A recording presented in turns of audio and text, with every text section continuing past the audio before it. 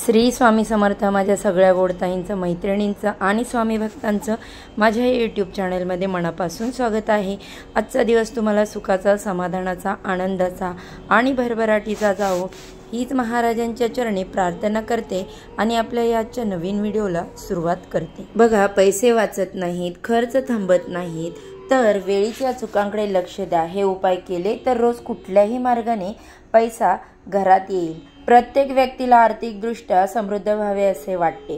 वास्तुशास्त्रानुसार जर तुम्ही कमावल्यानंतरही पैसे वाचवू शकत नसाल तर त्याचे कारण जाणून बुजून किंवा नकळत पैशाशी संबंधित आपण काही चुका करत असतो, ज्यामुळे लक्ष्मी देवीचा कोप होतो आणि कधी ना कधी छोटीशी चूकही जी आहे ती मोठ्या समस्येचे कारण बनते। त्याचप्रमाणे वास्तुशास्त्राचे नियमाचे पालन न केल्याने व्यक्तीला आर्थिक समस्यांना सामोरे जावेच लागते। परिस्थिती अशी बनते की भरपूर कमावले तरी खर्च उत्पन्नाच्या 1 रुपयापेक्षा कमी राहतो।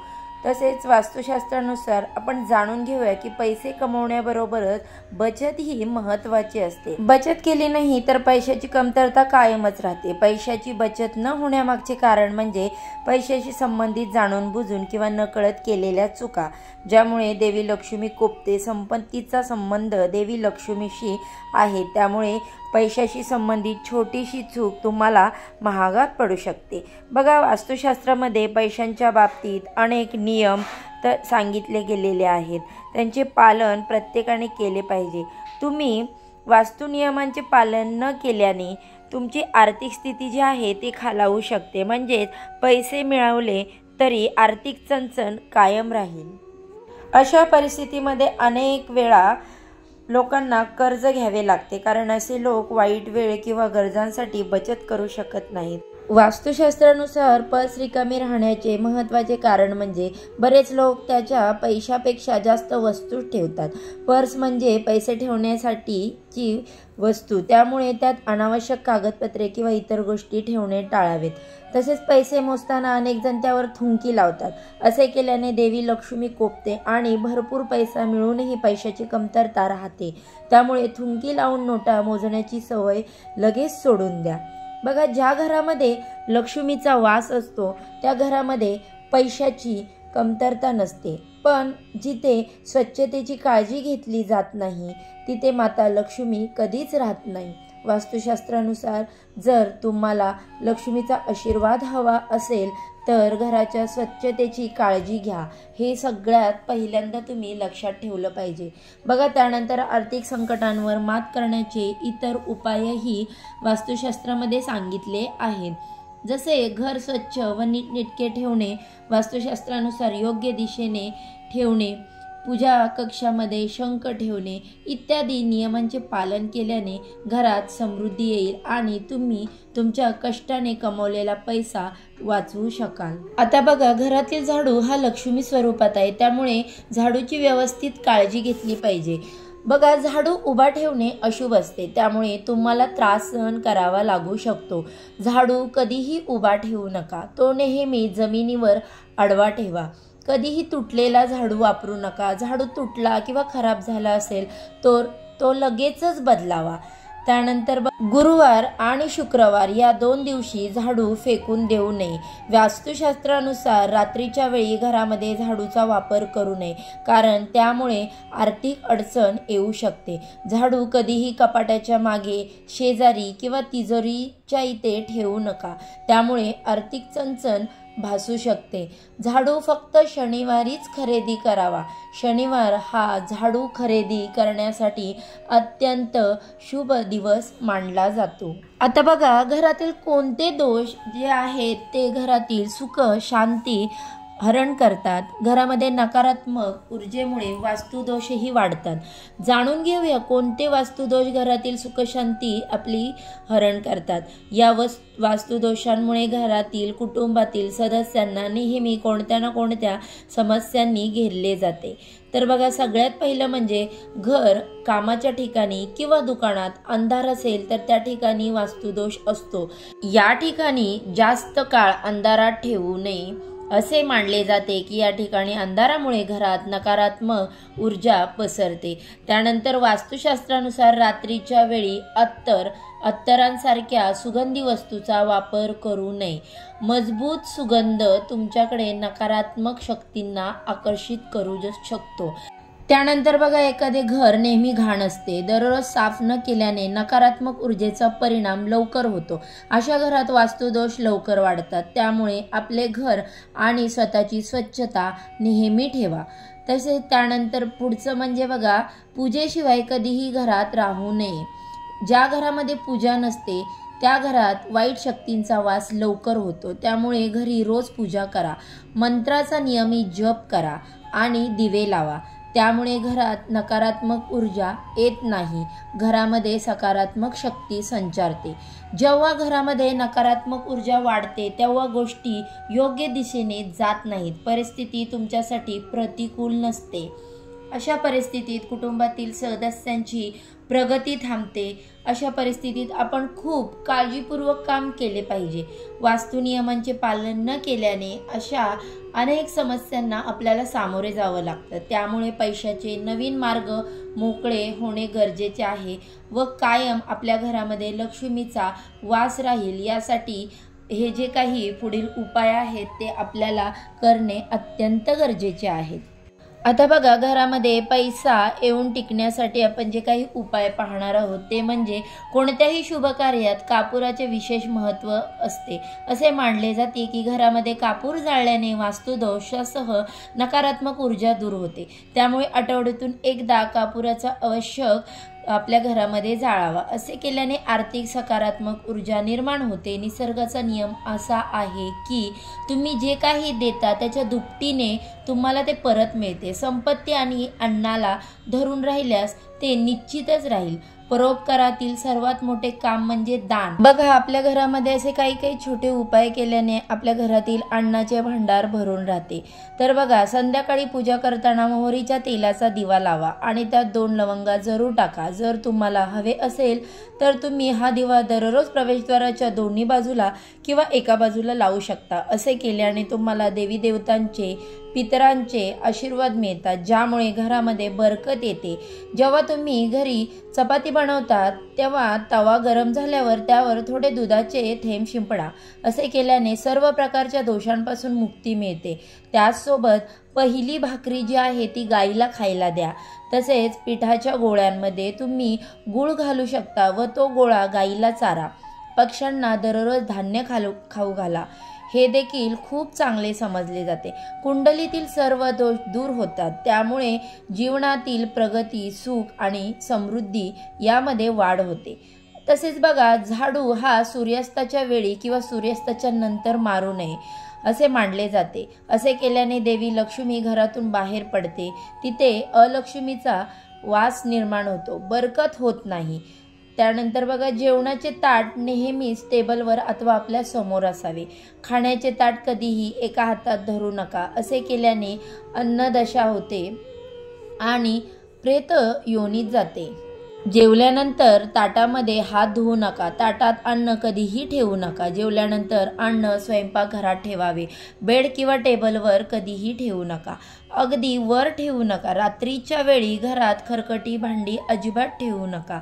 अन्न खाण्यापूर्वी देवाची प्रार्थना अवश्य करा, देवतांना नैवेद्य दाखवा। तसेच जेवताना बोलू नका, रागावू नका। रात्रीचे जेवण कुटुंबासह बसून करावे, जेवताना विचित्र आवाज काढू नये। रात्री दही सेवन केल्यास लक्ष्मीचा अनादर होतो। ज्यांना समृद्धी हवी आहे, त्यांना आर्थिक अडचणी आहेत, त्यांनी रात्रीच्या जेवणात दही सेवन करू नये। अन्न नेहमी पूर्वेकडे किंवा उत्तरेकडे तोंड करूनच घ्यावे। शक्य असल्यास स्वयंपाकघरातच बसून अन्न खावे, त्यामुळे राहूला शांती मिळते। सकाळी चूळ भरल्याशिवाय पाणी किंवा चहा पिऊ नका। गाय, ब्राह्मण किंवा अग्नीला उष्ट्या हाताने किंवा पायाने स्पर्श करू नका। त्यानंतर बघा, ब्रह्ममुहूर्त किंवा संध्याकाळच्या वेळी कधीही झाडू मारू नये। झाडू अशा ठिकाणी ठेवा जिथे कोणाच्या पाहुण्यांना दिसणार नाही। बेड खाली झाडू ठेवू नका। बेडरूममध्ये झाडू ठेवल्यास पती पत्नीमध्ये सतत वाद विवाद भांडणे होत राहतात, त्यांच्या नात्यामध्ये दुरावा निर्माण होतो। घर स्वच्छ आणि सुंदर ठेवा। घराच्या चारही कोपरे स्वच्छ असावेत, विशेषतः ईशान्य आणि बाह्य व कोपरे नेहमी रिकामे ठेवा, स्वच्छ ठेवा। करिअरमधील स्थिरतेसाठी दक्षिण आणि पश्चिम दिशा रिकामी ठेवा। हलकी ठेवणे शुभ मानले जाते, म्हणून दिशा रिकामी ठेवू नये। घरामध्ये काळा, जांभळा आणि व्हायोलेट रंग वापरू नका। बेडशीट, पडदे, भिंतींचा रंग असला तरीही तो वापरू नका। घरातील पायऱ्या पूर्वेकडे, पश्चिमेकडे, उत्तरेकडून दक्षिणेकडे असाव्यात। त्या ईशान्य दिशेला कधीही जिना करू नका। घराच्या फरशीवर, छतावर, भिंतीवर, छताला तडे पडू देऊ नका। असे झाल्यास त्वरित भरून घ्या। घराला भेगा पडणे अशुभ मानले जाते। बघा, घरातील स्त्रीचा नेहमी आदर करा। पाय दक्षिणेकडे तोंड करून झोपू नका। तुमच्या शर्टचा वरचा खिसा फाटला असेल तर तो दुरुस्त करा। कोणत्याही प्रकारचे मादक पेय घेऊ नका। सतत खोटे बोलल्याने आणखी वाईट होते। दात स्वच्छ व चमकदार ठेवा। वारंवार झोपण्याची सवय बदला। घरात सर्वत्र घाण पसरवू नका। नक्कीच केस वाढवून ठेवू नका। घरातील सर्व छिद्रे जरूर सकाळी, संध्याकाळी आणि रात्रीच्या वेळी 3 वेळा पाण्याने धुवा। बघा, आपल्या देवघरामध्ये कोणत्याही देवतांच्या एकापेक्षा जास्त मूर्ती ठेवू नका, चित्र ठेवू नका। पूजेच्या खोलीशिवाय घराच्या इतर कोणत्याही भागात देवदेवतांच्या मूर्ती किंवा फोटो ठेवू नका। कोणत्याही देवींचे 2 चित्रे अशा प्रकारे लावू नका ज्याचे समोरासमोर चेहरे होतील। तिजोरीत पिवळ्या कपड्यात हळदीची गाठ बांधून ठेवा किंवा कवड्या आणि चांदी, तांबे इत्यादीची नाणी ठेवा।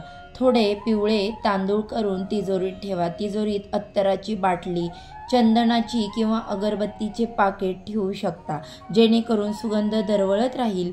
देवतांना अर्पण केलेली फुले किंवा हार सुकल्यानंतर घरात ठेवणे हानिकारक आहे।